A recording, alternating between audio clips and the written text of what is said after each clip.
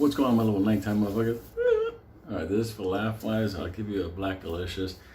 Weekend's coming. I've been alive for 50 years. It's a lot of fucking things I have experienced, so we're gonna be having some laughs this weekend. Like that shit with the fucking rat that I just survived. This fucking old guy sitting next to me, he's like, you know, it's so nice this time in the afternoon. I just love sitting here. The fucking when that monster ran by, that motherfucker was gone. He didn't need no I've fallen and I can't get up bullshit. That motherfucker got up. He got up like a young fighter. Yeah, fucked up. Yeah, my life has been a fucking riot. I got into the funny shit a lot. I'm gonna, cause I talked about people having to work fucked up shifts and jobs and everything, and how fortunate everybody is. I mean, unless you're doing that job.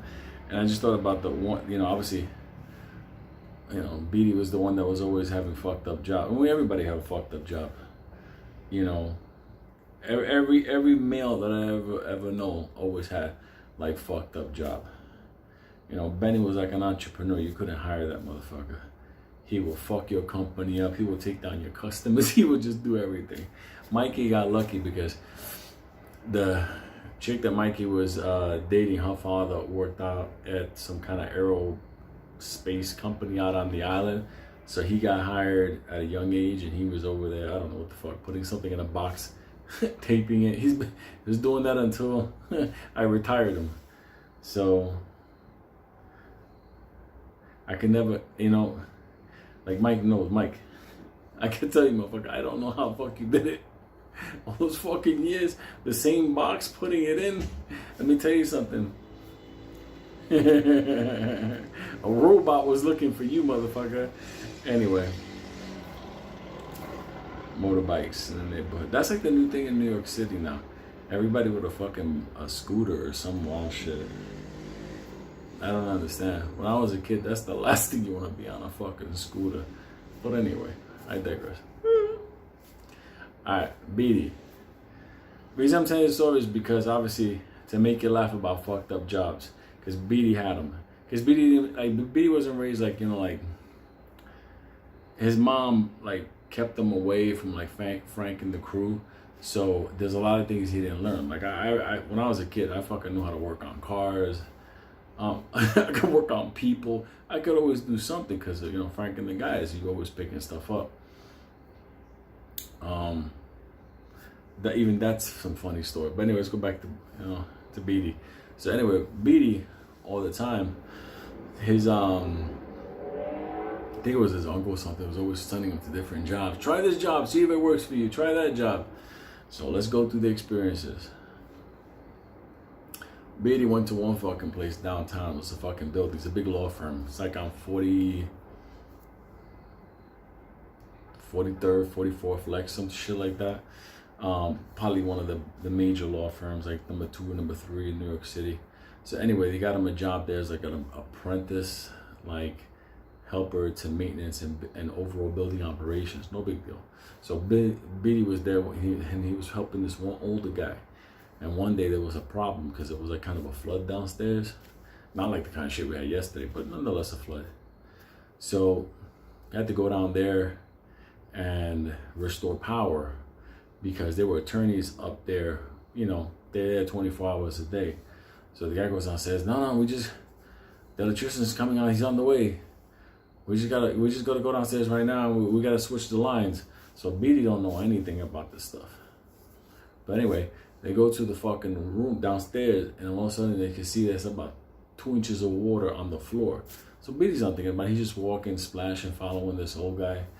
And all of a sudden this old guy, this motherfucker's been there probably since the days where they built that building. You know, whatever. He tells him, listen, I'm going to teach you something, okay? This is what we got to do in order to make sure the power continues. You know, the electrician, he'll take care of the rest of the stuff. You know, the union guy got to come in, but we got to keep this thing going. So Beatty don't know anything. But this old guy's trying to look out for Beatty. All right, here's what we do. He says, take that fucking cinder block right there and bring it over here. Now stand on top of it. So the old guy did the same thing. So now they're standing on a cinder block. They're above the water. So now they're not in the water.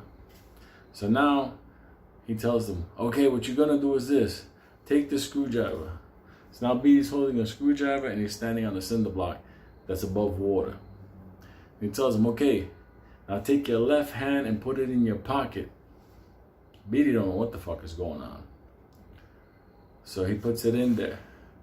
And he's like, okay, what you're gonna do is this.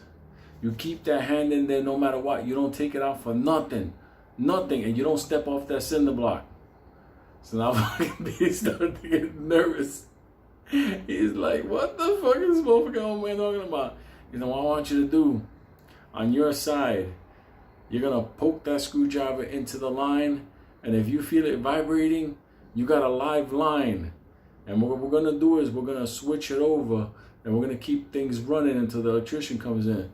Fucking Beatty saw that little sign on the side that said live voltage. You know how they show a picture of a guy that's wiped out next to the Z, the arrow, the lightning? He's like, what the fuck am I gonna do? What? Yeah, don't worry about it. Just keep your hand in your pocket. Don't touch nothing. Don't ground yourself. So Beatty's like, what? Yeah, come on, we gotta do it. It was like 20 fucking cables there. Big fucking cables wrapped in like black whatever. And fucking Beatty, the first one, his asshole was like that close. He told me there was no more breath. He said that his soul was standing next to him, looking at him. And all of a sudden, he put it into the rubber or the seal that goes around the cable, and he pushed it in, waiting to get vanquished. Nothing.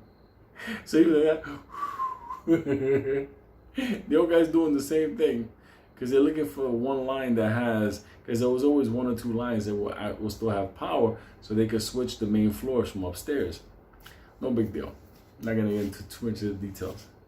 So anyway, so Beatty's doing it, and his soul is leaving. He's telling me that his heart is racing and it's whatever.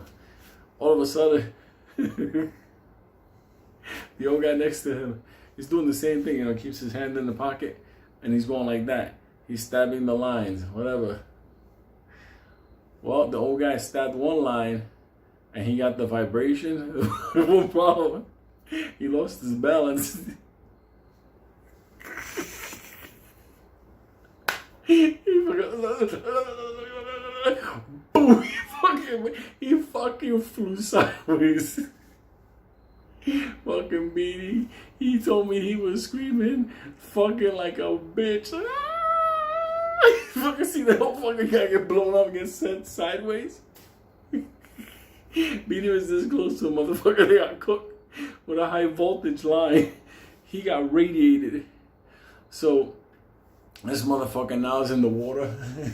Fucking steam coming out of him. He's like just jumping. Fucking Beatty screaming. He was there for like 40 minutes. He wouldn't take his hand out of his pocket, wouldn't drop that screwdriver, and wouldn't get off this in the block. When the electrical guy came, the electrician from the union, he walked in like, hey, what are you doing? He saw that motherfucker cooked on the ground. So Beatty, come here, come on, you can get out. Beatty wasn't doing that shit at all. Fire department had to come in, the whole thing had to shut down the power of the whole building. They had to take him out of there. Fucking Beatty was only on the job for like 3 fucking days. They gave him a check until never come back. The old guy survived, but he got cooked and turned like he was like death. He was fucking gonna hear anything. He was like that. One of those colors. Alright, that was one. That wasn't, he was a fucking, I just call him a half an electrician because he never got to be a full electrician. That's fucked up. The other one was when he took a job as in a gas station up in the Bronx. Like the attendant behind, you know, pump 3, whatever, $20. You put the booth, the bucket thing out, people put money in and you put it back in, because in New York, they don't pump your gas for you. Motherfuckers are wild. They don't want no humans out there. Just, let me get 20 on number 4, like that type of stuff. So Beatty said it was cool, because once he got in, he locked himself the fuck in, air conditioned, and he's just behind there, and all he has to do is people put money for gas, and he calls, whatever. And everything was going cool, and he was working one time the night shift. He didn't care. He's behind thick bulletproof glass, all kinds of stuff. That was until this night. A whole mob of fucking neighborhood super Negroes came. And these motherfuckers were fucking ready for BD's security protection. These motherfuckers went to the front door and started going to work on that door with a fucking sledgehammer and a fucking bolt cutter, get ready to cut the chain inside. And BD's inside like, don't do that. Stop. He's fucking in there like freaking out, hitting the fucking panic button. Like, ain't no fucking body gonna come save you in the South Bronx. So all of a sudden, they're going through the fucking front door. They're going like crazy. So fucking BD, he insulates himself because it's him and the register. They're coming for that register. So BD made a decision as they were getting closer to the door. He put the register, he put it on the outside of the little booth he was in. He closed it. When they came over, he was like, look, motherfuckers, and holding the door with those big muscles. It was cool because they just came in and fucking grabbed the register and left. They questioned that motherfucker for a long time. But how did they get the register? He was like, I put the register outside because they were coming for me. BD got fired the next day. Oh my God. What a stupid motherfucker. The one thing, I told you, remember when he went to the fucking pet exterminator? You motherfuckers know about that.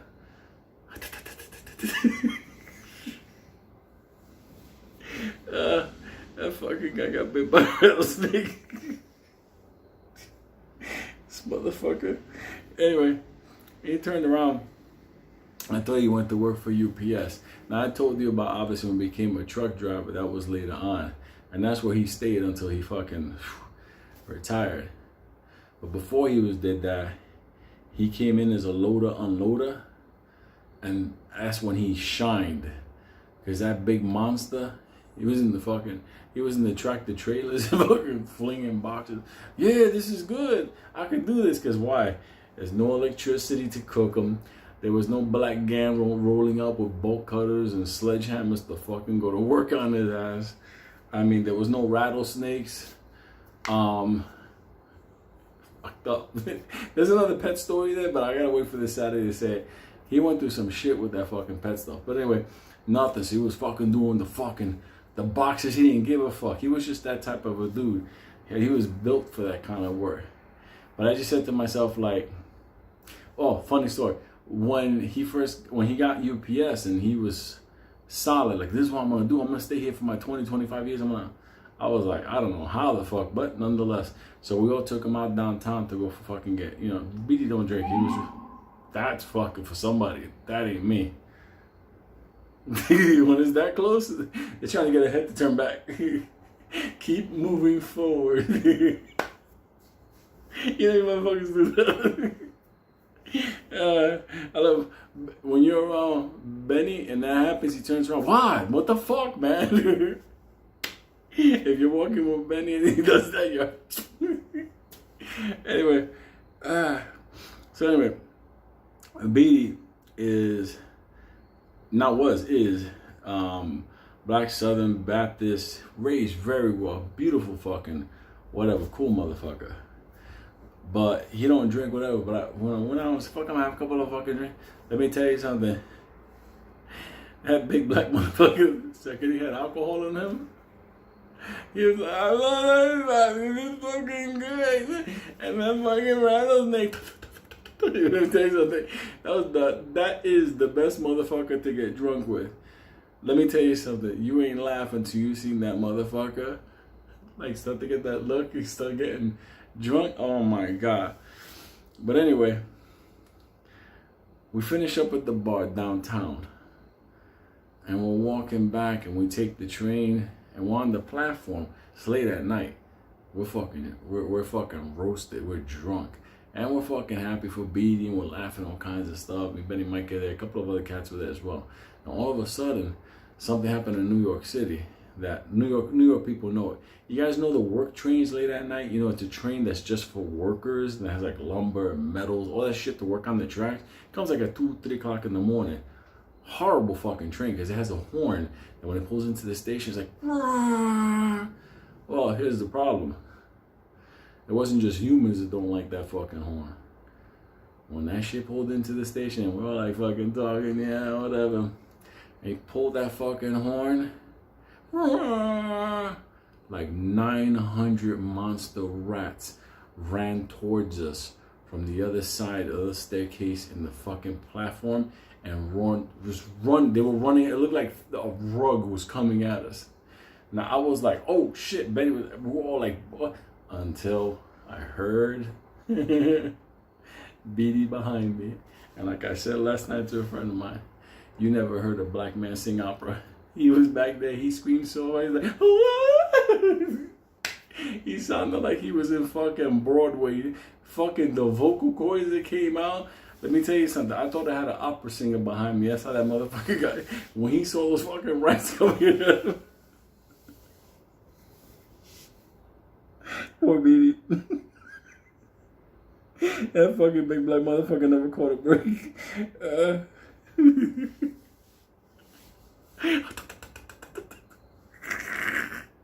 Love you, black motherfucker.